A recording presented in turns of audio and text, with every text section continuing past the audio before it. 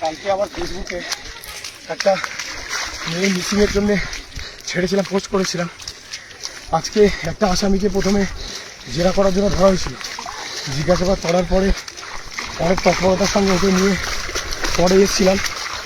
পরে এসে খুব মর্মান্তিক ঘটনা, বাচ্চাটাকে নৃশংসভাবে রেপ করে মার্ডার করেছে।